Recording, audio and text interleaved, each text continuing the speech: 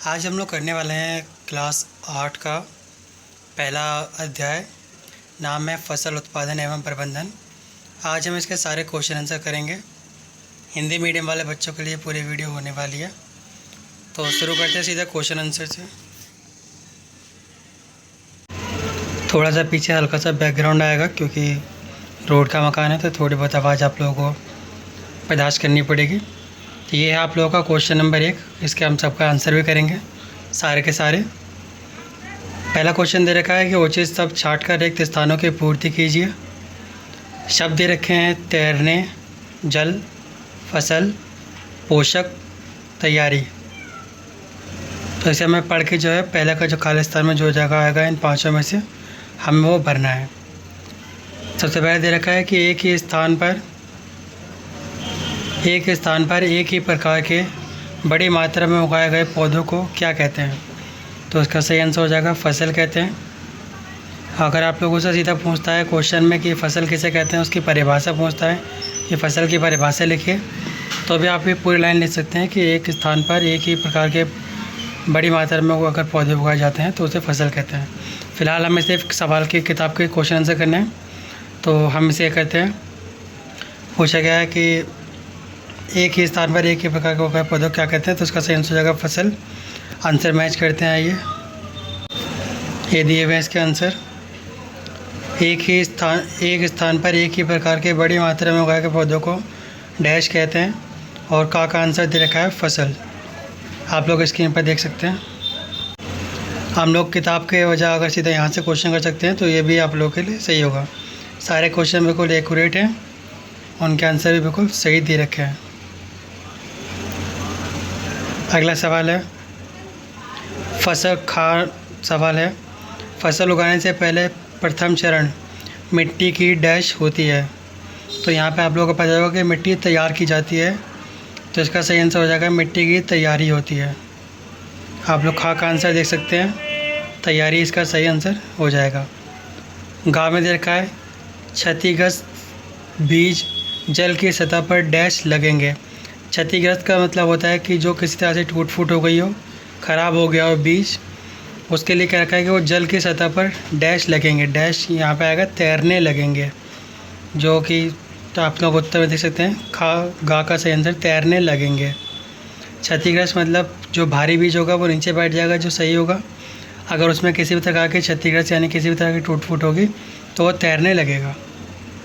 गा का आंसर देख लेते हैं। दे रखा है फसल उगाने के लिए पर्याप्त सूर्य का प्रकाश एवं मिट्टी से डैश तथा डैश आवश्यक है।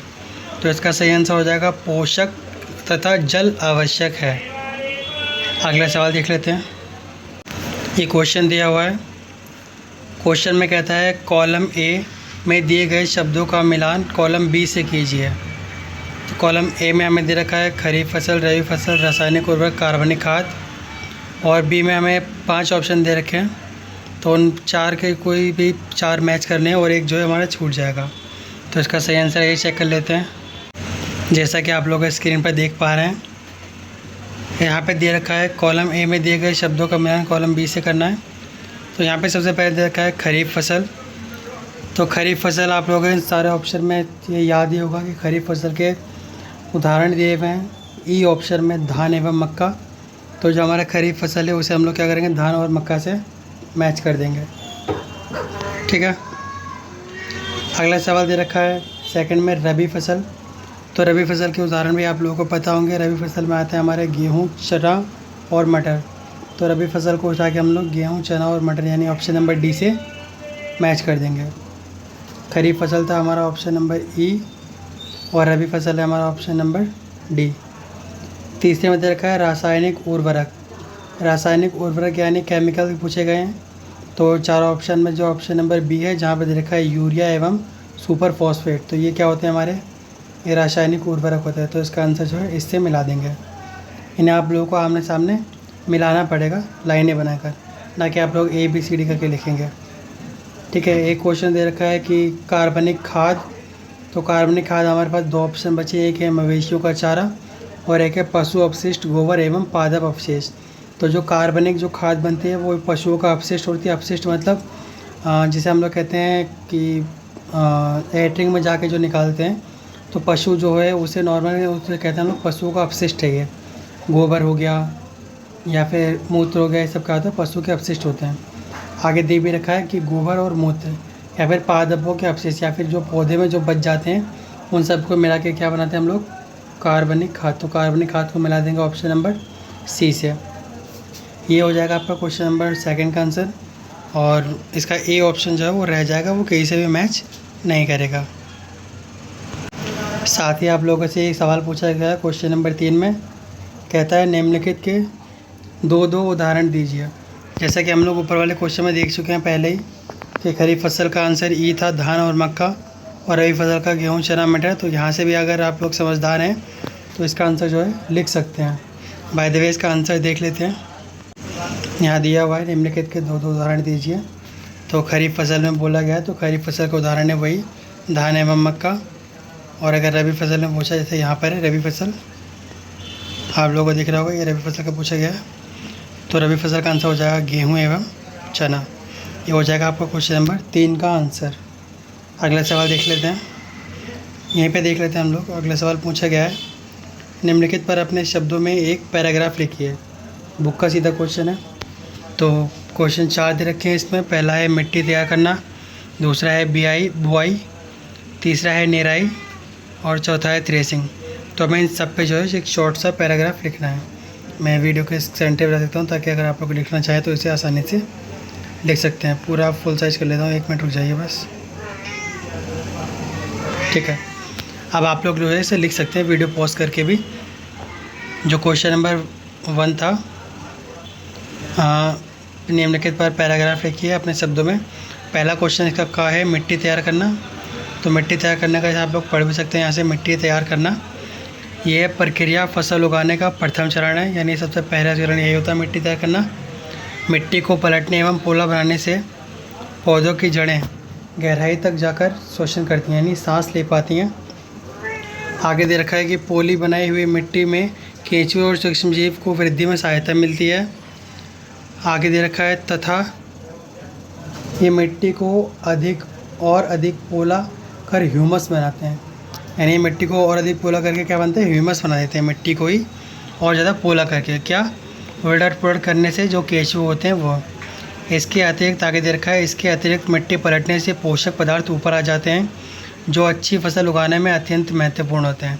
साथ ही जब मिट्टी पलटती जाती है तो उसके जो पोषक तत्व होते हैं मिट्टी में, जो अक्सर नीचे दबे होते हैं मिट्टी में, वो क्या होते हैं, ऊपर आ जाते हैं और ये फसल उगाने में बहुत ज़्यादा महत्वपूर्ण होते हैं। तो ये था हमारा पहला पॉइंट जिसमें था मिट्टी तैयार करना। दूसरा पॉइंट देख लेते हैं। दूसरे पॉइंट में दे रखा है बुआई। तो ये बुआई है, आप लोगों को ये भी पूरा लिखना है। बुआई में दे रखा है ये फसल उगाने का, ये है बुआई। बुआई में दे रखा है ये फसल उगाने का महत्वपूर्ण चरण है। अगर वीडियो साफ़ नहीं आ रहा तो आप लोग वीडियो को थोड़ी अच्छी क्वालिटी में कर सकते हैं ताकि वीडियो साफ़ आ जाए। ये बुआई ये फसल उत्पादन का एक महत्वपूर्ण चरण है। मिट्टी को तैयार करने के पश्चात खेत में बीज बोए जाते हैं, यानी सबसे पहले आप लोगों ने मिट्टी तैयार करी थी, उसके बाद कह रहा है यहाँ पे मिट्टी तैयार करने के बाद जो है बीज डाले जाते हैं। उचित दूरी एवं गहराई पर खेतों में बीज बोना बुआई कहलाता है। यही दे रखा है। अगर आप लोगों से सीधा पूछता है बुआई किसे कहते हैं तो आप लोग लिखेंगे कि बुआई फसल उत्पादन का एक महत्वपूर्ण चरण है। मिट्टी को तैयार करने के पश्चात इसमें बीज बोए जाते हैं और उचित दूरी एवं गहराई पर खेतों में बीज बोने को बुआई कहते हैं। यानी अगर ऐसे हम लोग बीज फेंक देते हैं तो उसे बुआई नहीं कहा जाएगा। उचित मतलब बराबर दूरी होनी चाहिए हर एक बीज की एक दूसरे से, और गहराई में मतलब एक निश्चित अंदर तक भी जाना चाहिए मिट्टी में, तब वो बुआई कहलाएगा। आगे पढ़ते हैं बुआई के आगे क्या लिख रखा है। बुआई कहलाता है, आगे लिख रखा है बुआई के लिए अच्छी गुणवत्ता किस्म के साफ़ एवं स्वस्थ बीजों का चुनाव करना ज़रूरी होता है। यानी जो यहाँ पे बीज आएंगे वो गुणवत्ता उनकी अच्छी होनी चाहिए, किस्म बढ़िया होनी चाहिए और साफ़ और स्वस्थ बीज हों ताकि फसल हमारी अच्छी आए। आगे दे रखा है उचित बीजों का चुनने के बाद इन बीजों को उचित गहराई तथा दूरी पर बोना चाहिए ताकि प्रत्येक पौधे को पर्याप्त हवा, प्रकाश, खनिज एवं पानी मिल सके। यानी उनको लगा बराबर दूरी पर, थोड़ी थोड़ी दूरी पर हो और एक गहराई तक उन्हें डालना चाहिए ताकि जो है हवा बराबर पहुंच सके, प्रकाश यानी सूरज की रोशनी बराबर पहुंच सके इन तक, खनिज यानी मिट्टी में जो खनिज होते हैं पोषक तत्व वो इन्हें मिल सके और पानी भी बराबर मिल सके। इसलिए थोड़ी थोड़ी दूरी पर लगाए जाते हैं। आगे दे रखा है कि बुआई के लिए निम्नलिखित विधियों का प्रयोग किया जाता है। मुझे 2 नाम दे रखे हैं विधि बुआई करने के, उनका नाम है परंपरागत औजार या फिर सीड ड्रिल। ये दोनों औजार हैं, आप लोग इनका नाम भी लिखेंगे तब भी जो है आप लोगों का क्वेश्चन सही रहेगा, लिख लेंगे तो और भी अच्छा हो जाएगा। अगला सवाल दे रखा है, पूछा कहते हैं निराई किसे कहते हैं। तो निराई आप लोग देख सकते हैं यहाँ पर, निराई में दे रखा है खरपतवार हटाने को निराई कहते हैं। खरपतवार क्या होता है, फसल के साथ साथ कुछ ऐसे पौधे उग जाते हैं जो कि फसल में नहीं होते हैं, मतलब हमें नहीं उनकी ज़रूरत होती है, वो फालतू के पौधे होते हैं, तो उन्हें क्या कहते हैं, खरपतवार कहते हैं। तो खरपतवार को हटाने को ही क्या कहते हैं, निराई। यानी जब खरपतवार के जो पौधे होते हैं उन्हें खेत से उखाड़ कर बाहर फेंका जाता है तो उस प्रक्रिया को निराई कहते हैं। आगे दे रखा है निराई नहीं करने से खरपतवार जल, पोषक तथा तत्व आदि ग्रहण कर फसल की वृद्धि को प्रभावित करते हैं। ये दे रखा है कि अगर हम खरपतवार को नहीं समय पर नहीं हटाएंगे, निराई नहीं करेंगे खेत में, तो जो खेत में जल पानी जाएगा, जो पोषक तत्व होंगे, ये सब क्या है, वो खरपतवार ही अपने अंदर ले लेगा, क्योंकि वो भी पौधे ही है, भले ही वो हमारे काम का ना हो लेकिन वो एक पौधा है।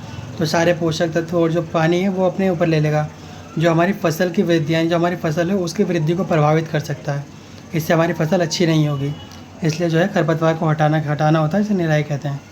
आगे दे रखा है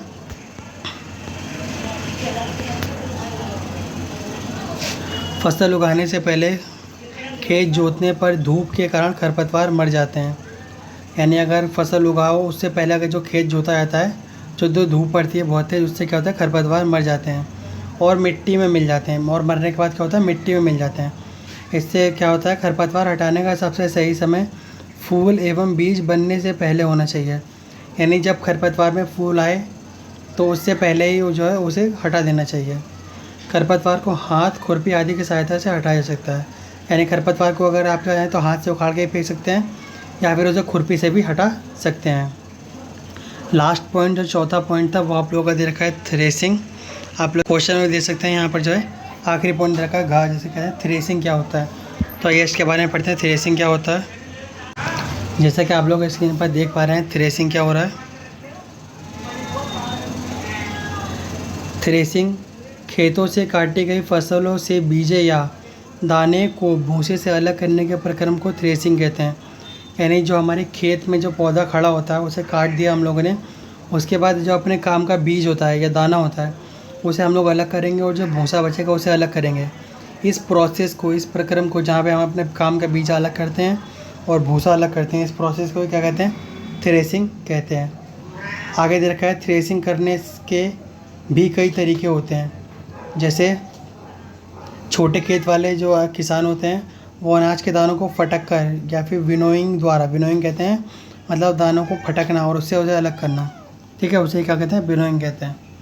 तो अगर दोबारा हम लोग पढ़ते हैं, लिखा है जैसे छोटे खेत वाले किसान अनाज के दानों को फटक कर अलग करते हैं और बड़े खेत वाले किसान कंबाइन मशीन का प्रयोग करते हैं। कंबाइन मशीन में भी क्या होता है, दाने और भूसा अलग अलग होता है, ठीक है, जो फसल कटती है उसका। तो ये होते हैं हमारे थ्रेसिंग के प्रोसेस।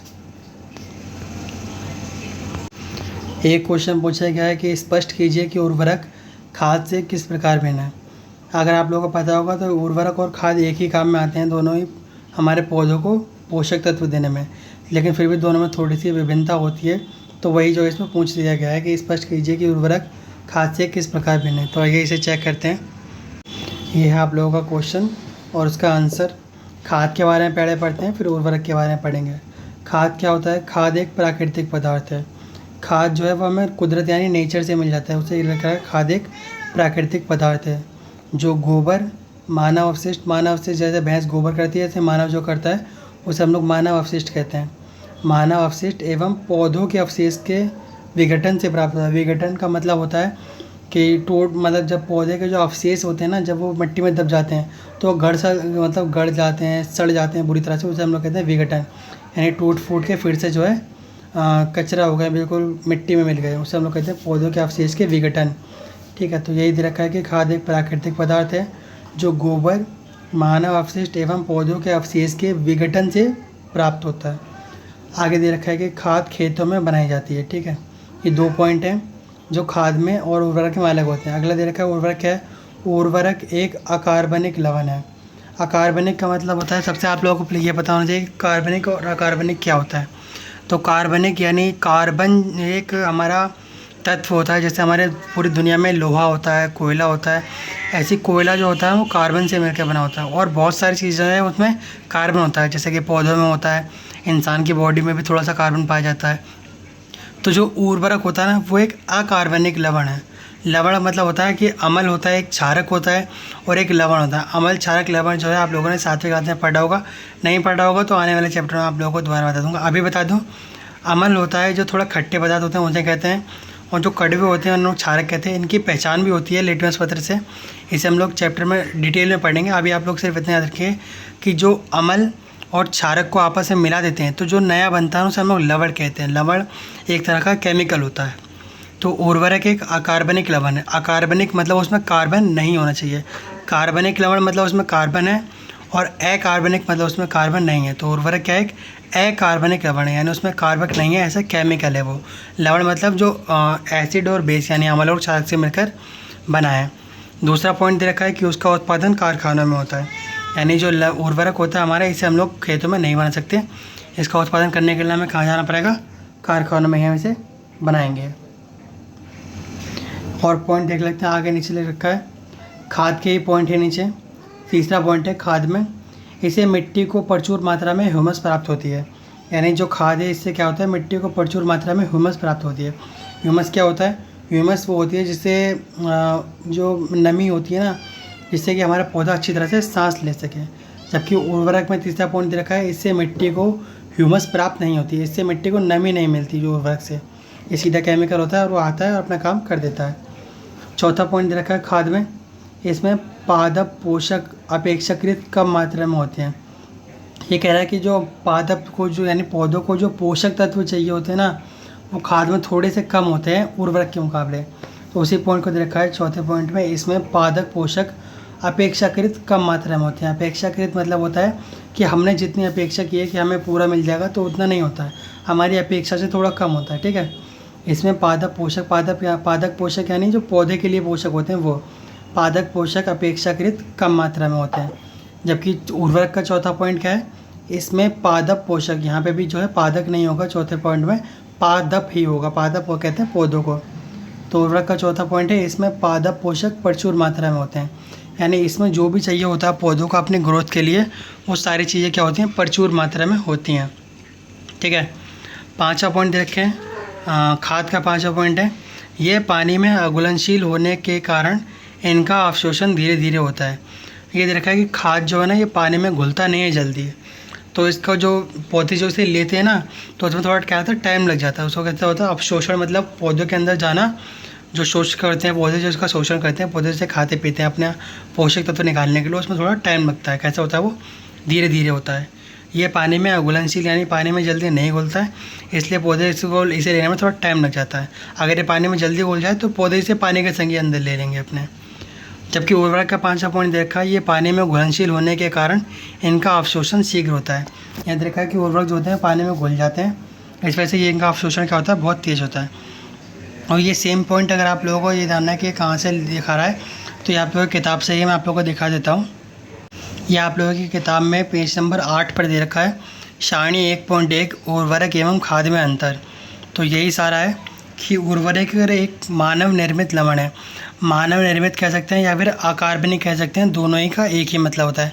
मानव निर्मित जिसे इंसानों ने बनाया है, अकार्बनिक जिसमें कार्बन की मात्रा ना हो। ठीक है, तो वही सेम चीज़ है। और अगर आप लोगों को कुछ पूछना है तो वो भी आप लोग क्वेश्चन में कर सकते हैं। यहाँ पर क्या है, एक एक्स्ट्रा तत्व दे रखा है उर्वरक के सबसे नीचे वाले में। उर्वरक में यहाँ पे जो केमिकल जो होते हैं उर्वरक में, उनके नाम दे रखे हैं। दे रखा है उर्वरक में पादप जो पौधे जो है पादप पोषक जैसे नाइट्रोजन, फॉस्फोरस और पोटेशियम प्रचुर मात्रा में होते हैं। तो ये नाइट्रोजन, फॉस्फोरस और पोटेशियम जो है पौधे को चाहिए होते हैं अपनी ग्रोथ के लिए, ये प्रचुर मात्रा में इसमें होते हैं। अगर तुलना की जाए खाद से, तो खाद में जो होते हैं थोड़े कम रहते हैं, उर्वरक में ज़्यादा होते हैं। ठीक है, ये था इसका सही आंसर। क्वेश्चन नंबर 6 देख लेते हैं। क्वेश्चन नंबर 6 में कह रहा है, सिंचाई किसे कहते हैं, क्वेश्चन मार्क। फिर आगे पूछा, जल संरक्षित करने वाली सिंचाई की 2 विधियों का वर्णन कीजिए। तो आइए इसका सही आंसर देख लेते हैं। यह है क्वेश्चन नंबर 6, सिंचाई किसे कहते हैं और इसकी 2 विधियों का वर्णन कीजिए। तो विधि जो भी आप लोग लिखेंगे उसका आप लोगों को वर्णन भी पूरा करना पड़ेगा। सबसे पहले देख लेते हैं सिंचाई कैसे कहते हैं। उत्तर है फसलों को कृत्रिम रूप से आवश्यकता अनुसार पानी देना सिंचाई कहलाता है। कृत्रिम रूप का मतलब होता है जो इंसान जो है अपनी मेहनत से देता है। मतलब एक होता है फसलों को पानी बारिश से मिल रहा है, नदी से ऑटोमेटिक मिल रहा है।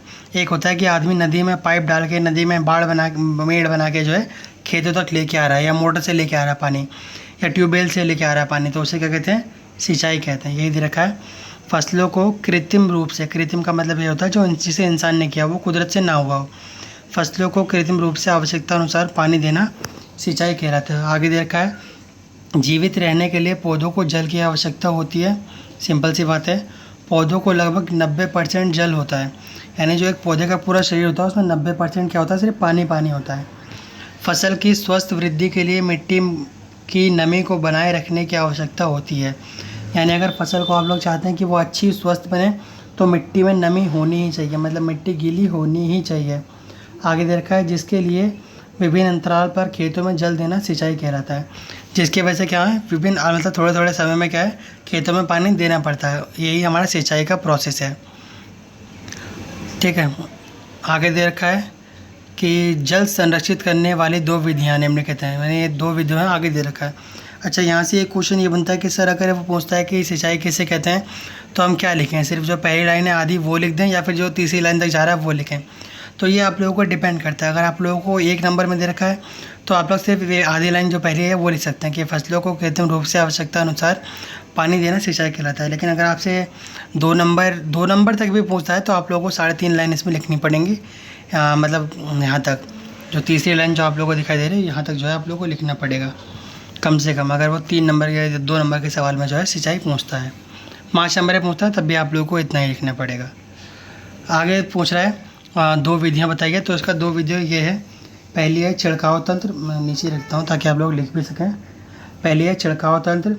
इस विधि का इस्तेमाल असमतल भूमि जहाँ पर जल कम मात्रा में उपलब्ध हो के लिए किया जाता है। मतलब ये छिड़काव तंत्र कहाँ इस्तेमाल होता है, जहाँ पर पानी जो है उसकी पर्याप्त मात्रा ना हो आसपास में, वहाँ पर क्या है हम लोग छिड़काव तंत्र का इस्तेमाल करते हैं। आगे क्या दे रखा है, इसमें नलों के ऊपर घूमने वाले नोज़ल लगे होते हैं। यानी इसमें जो नल होता है ना पाइप, उसके ऊपर जो एक नोज़ल लगा होगा, आप लोगों ने देखा भी कहीं पे पार्कों में या फिर खेतों में अक्सर होता है, जहाँ पर पहाड़ी क्षेत्रों में जो खेत होते हैं उस टाइप में वहाँ पे नोज़ल लगे होते हैं, उसमें पानी आता है तो वो घूमते हैं, इससे क्या होता है पूरे में पानी फैल जाता है।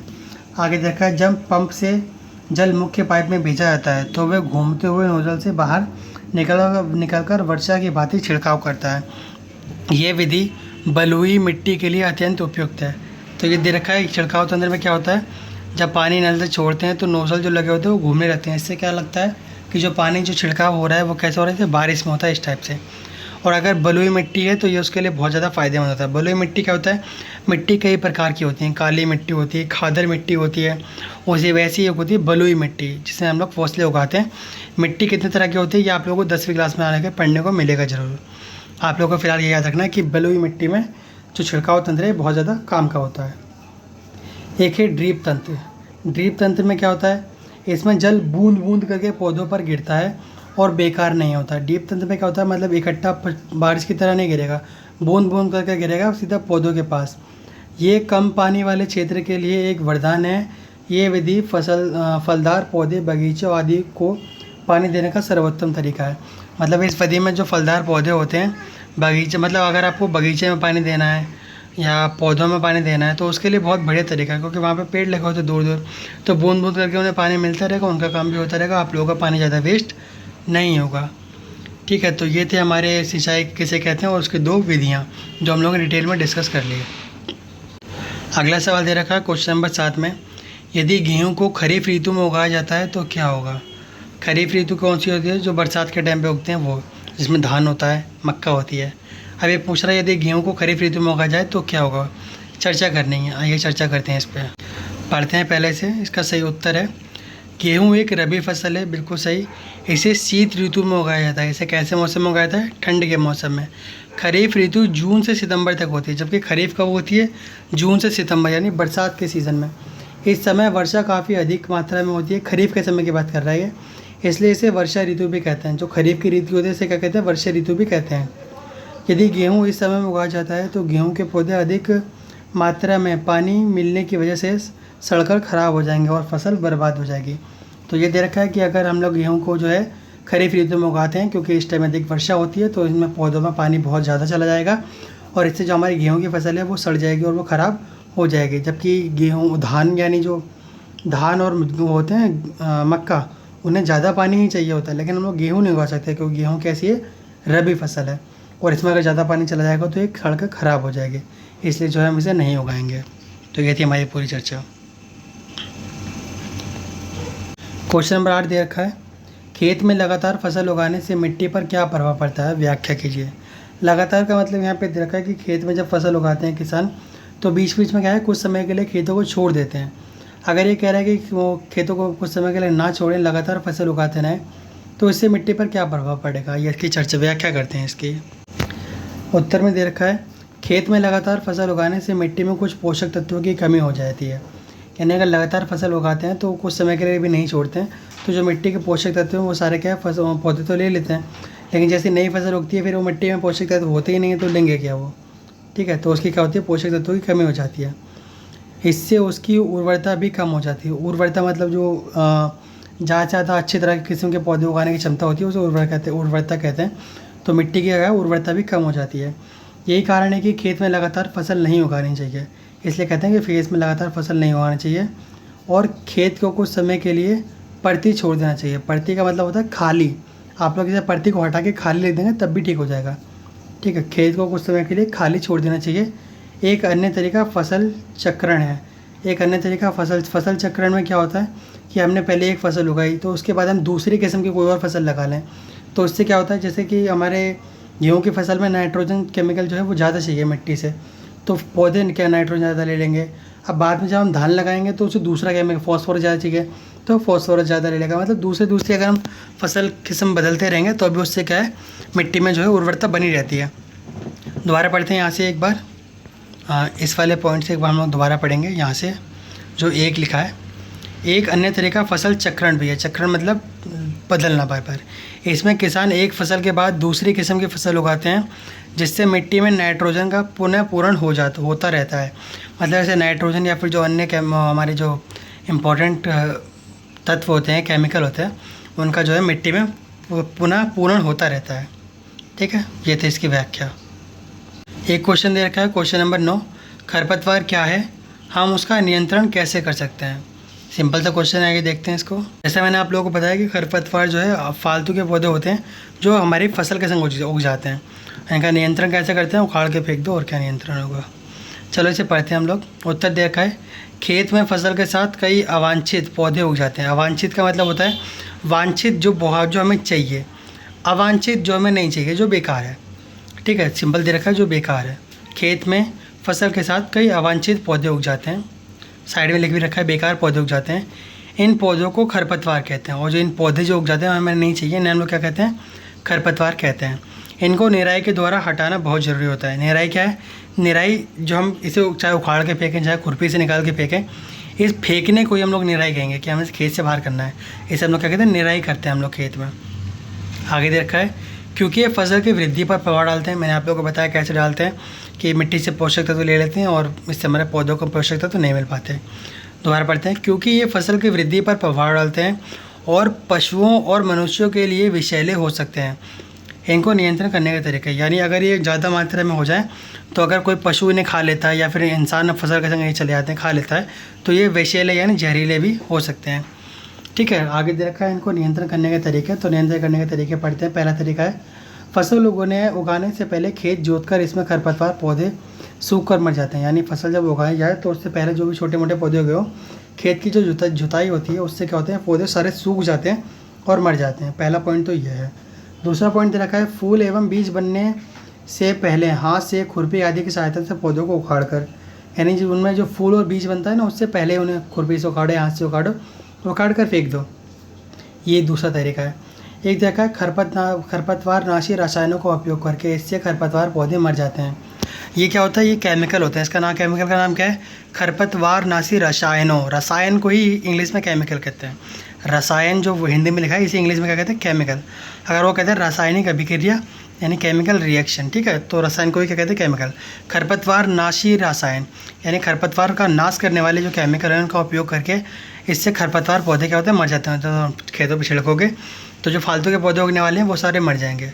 जो हमारी फसल है वो रहेगी, लेकिन फालतू के पौधे उग जाएंगे और मर जाएंगे, ठीक है। तो होमवर्क के हिसाब से तो ये 9 ही क्वेश्चन जो है आप लोगों को करने हैं। आगे जो है ये 10वां और 11वां क्वेश्चन अगर आप लोगों को समझना है तो मैं समझा देता हूँ, लेकिन आप लोगों का क्वेश्चन आंसर लिखना है तो इसे कॉपी में नहीं लिखना है बिल्कुल भी, ठीक है। ये खाली समझने के लिए है, इसे मतलब समझने भी कभी कोई इसमें खास नहीं है, लेकिन फिर भी अगर आप लोग चाहें तो मैं समझा सकता हूँ। इसे कॉपी में लिखनी है, नहीं लिखना है। और यहाँ तक वीडियो देख लिया आप लोगों ने तो इतना रुके हुए हो तो वीडियो को लाइक भी कर दो।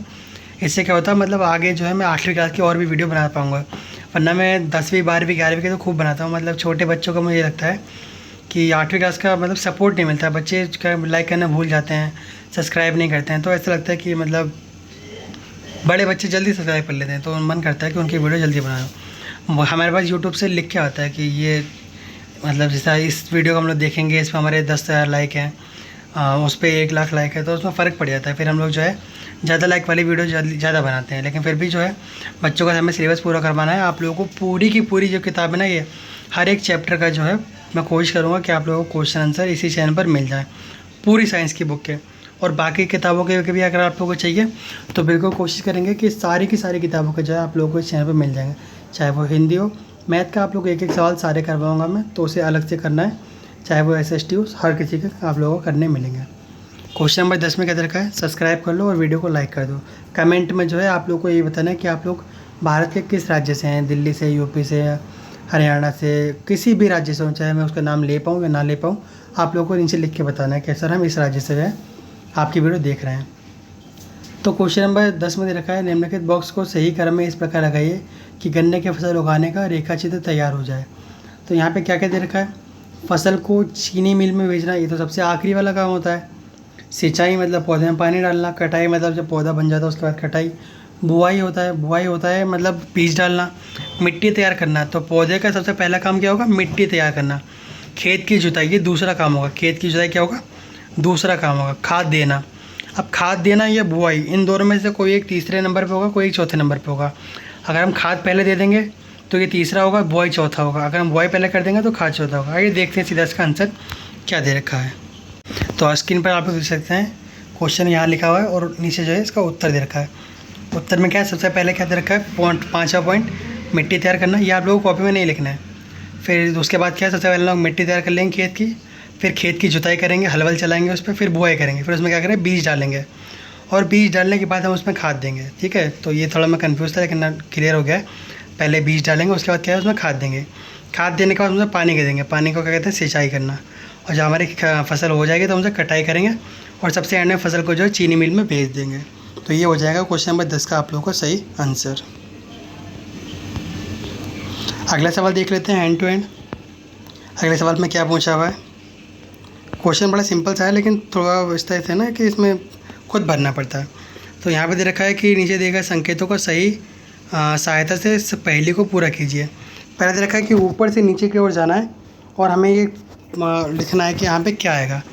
तो सबसे पहले आप लोग देख सकते हैं कि ऊपर से नीचे जो 1 नंबर है, तो 1 नंबर ये सबसे ऊपर ये वाला है टॉप पर, सबसे आगे वाला ये 1 नंबर है। ऊपर से नीचे मतलब हमें इस वाले कॉलम में भरना है। तो यहाँ पर दे रखा है कि सिंचाई का एक पारंपरिक तरीका है।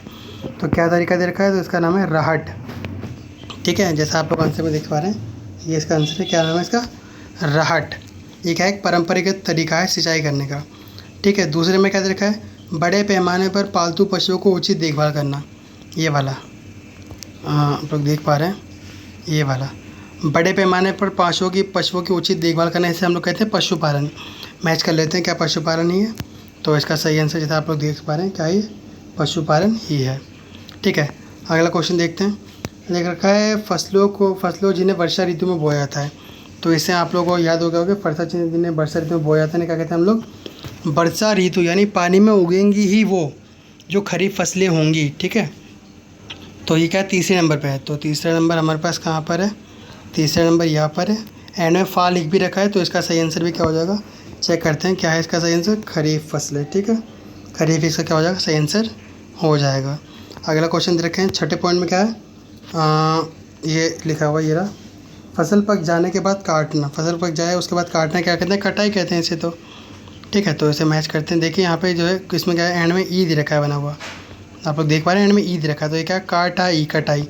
आंसर मैच करते हैं नीचे, तो ये लिखा हुआ है, इसका आंसर क्या है, कटाई ही लिखा हुआ है। ठीक है, अब देखते हैं हम लोग दाएँ से बाएँ से दाएँ की ओर, यानी उल्टे हाथ से सीधे हाथ की ओर अब चलेंगे। जा पहले में क्या है, शीत ऋतु में उगाई जाने वाली फसलें। शीत ऋतु क्या होती है, शीत ऋतु होती है ठंड का मौसम। ठीक है, तो शीत ऋतु में उगाई जाने वाली फसलें पहला पॉइंट में भरनी है, तो रा दे रखा है, तो इसमें क्या आ जाएगा, रबी फसल आ जाएगा। ठीक है, मैच कर लो आप लोग। उत्तर तो नहीं दिख रहा है, ये रखा रबी फसल, इसका सही आंसर हो जाएगा। 4 में क्या है, एक ही किस्म के पौधे बड़े पैमाने पर उगाए जाते हैं, तो इन्हें क्या कहते हैं, मैंने आप लोगों को बताया, जब एक ही किस्म के पौधे बड़े पैमाने पर उगाए जाते हैं तो हम लोग क्या कहते हैं, इसे फसल कहते हैं। चौथा इसका सही आंसर है, तो चौथा आंसर यहाँ पे घी दे रखा है, खाली डब्बा, आगे फा भी दे रखा है, तो इसका सही आंसर भी क्या हो जाएगा, फसल ही हो जाएगा। ये रहा इसका सही आंसर, फसल। ठीक है, यहीं से पढ़ लेते हैं आगे। 5 में दे रखा है, रासायनिक पदार्थों को पौधों को पोषक प्रदान करते हैं, यानी रासायनिक पदार्थ। मैंने आप लोग बताया था रासायनिक पदार्थ जो इसमें पौधों को पोषण मिले, इससे हम लोग क्या कहते हैं, उर्वरक कहते हैं। ठीक है, 5वां है, ये इसका सही आंसर उर्वरक, जो मतलब वो केमिकल होते हैं जिससे पौधों को पोषक मिलता है। अगला क्या है, खरपतवार हटाने की प्रक्रिया। तो खरपतवार हटाने की जो प्रक्रिया है, जैसे कि आप लोगों को बताया था मैंने, खरपतवार हटाने की प्रक्रिया कई बार जो है रिपीट होता है, तो इसका सही आंसर हमें यहाँ भरना है, इस वाले कॉलम में, इस वाले कॉलम में इसका सही आंसर भरना है। एंड में ई दे रखा है, तो इससे ही पता लग सकता है यहाँ पे क्या है, निराई इसका सही आंसर हो जाएगा। निराई ही कहते हैं, क्या कहते हैं, खरपतवार हटाने की प्रक्रिया क्या कहते हैं, निराई कहते हैं। तो ये था हम लोगों का आज का पूरा वीडियो, जिसमें हम लोगों ने 8वीं क्लास का पहला चैप्टर हम लोगों ने पूरा करा। सारे क्वेश्चन आंसर हम लोगों ने कर लिए हैं, आप लोग को लिखने तो आप लोग लिख सकते हैं। और मिलेंगे हम लोग नेक्स्ट वीडियो, जहाँ पर हम लोग क्वेश्चन नंबर मतलब सेकंड पार्ट, थर्ड पार्ट और भी जो है इसके बहुत सारे पार्ट करने वाले हैं।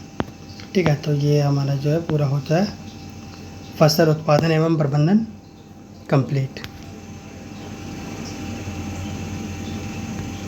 वीडियो को लाइक कर दो जिन लोगों ने अभी तक लाइक नहीं कर पाया, क्योंकि यही इंपॉर्टेंट है, मतलब यही काम आता है आगे, यही याद रहता है कि बच्चों ने लाइक किया था वीडियो को, और कुछ याद नहीं रहता। सही बता रहा हूँ मैं, सब भूल जाते हैं हम लोग भी कि क्या था क्या नहीं था, बस वीडियो को लाइक कर दिया तो चैनल से आप लोग जुड़ जाते हो एक तरह से।